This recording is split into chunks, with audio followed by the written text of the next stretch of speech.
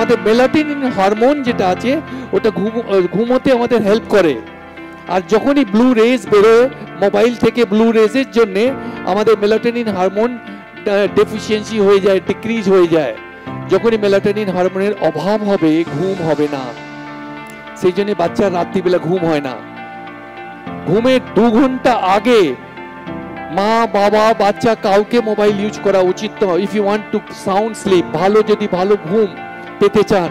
এখন সবচেয়ে বড় প্রবলেম মানুষের ঘুম নেই, তার পেছনে মোবাইল একটা বড় কারণ। ডিফিকাল্টি ইন ইন্টারাকশন, বাচ্চা আপনার ইন্টারাক্ট করতে পারে না, মানুষের সঙ্গে সমাজে মিশতে পারছে না। তার কারণ হচ্ছে ওর ভার্চুয়াল ফ্রেন্ড, ভার্চুয়াল ওয়ার্ল্ড, সবকিছু ভার্চুয়াল, সবকিছু ভার্চুয়াল অ্যান্ড প্লাস্টিক হয়ে যাওয়ার জন্য ওর লাইফটাও প্লাস্টিক হয়ে গেছে। এখন ন্যাচারাল বন্ধু বান্ধবের সাথে মেশা বা আপনার আত্মীয় এলেন, আত্মীয়র সাথে যে বসে গল্প করবে, নট ইন্টারেস্টেড। আত্মীয় এই রুমে আছে, ও অন্য রুমে বসে যাবে কেন? ওর কমিউনিকেশন স্কিলটাই শেষ হয়ে গেল। কেন? One way communication. এখানে কেউ কমিউনিকেশন করছে, আমি কিন্তু দেখছি কমিউনিকেশন করছি না, তার এটাকে বলে ওয়ান ওয়ে কমিউনিকেশন। এই ওয়ান ওয়ে কমিউনিকেশন করতে করতে মুখ শাট হয়ে গেল, তার কনফিডেন্স লেভেল গেল, তার কমিউনিকেশন গেল। ও আস্তে আস্তে আস্তে আস্তে আজকের জেনারেশন দেখুন আনসোশ্যাল হয়ে যাচ্ছে।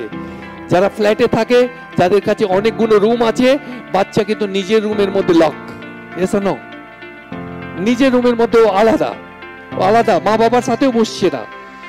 This is the biggest problem, সবচেয়ে বড় প্রবলেম।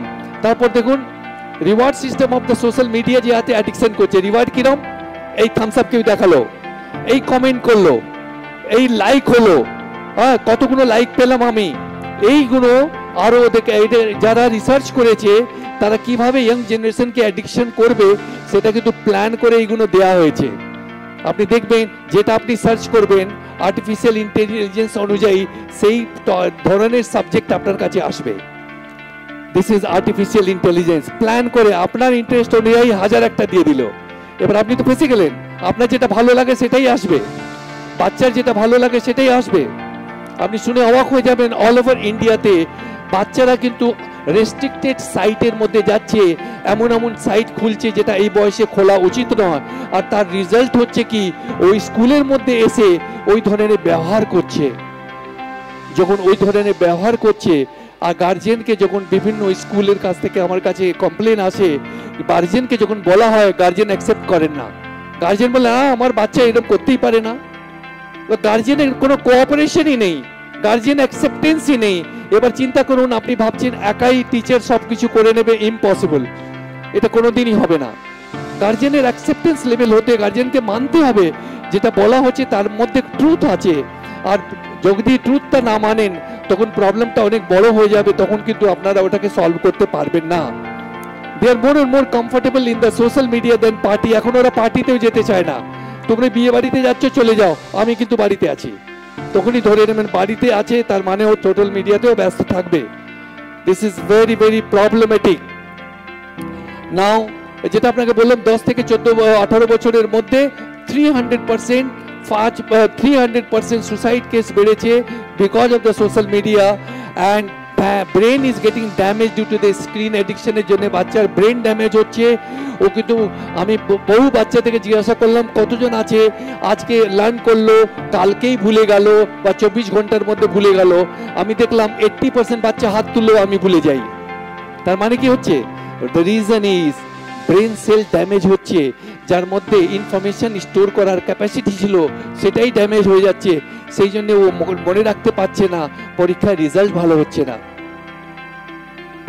ওকে, তো excess screen time body dysmorphia হচ্ছে। বডি ডিসমরফিয়া কিরম?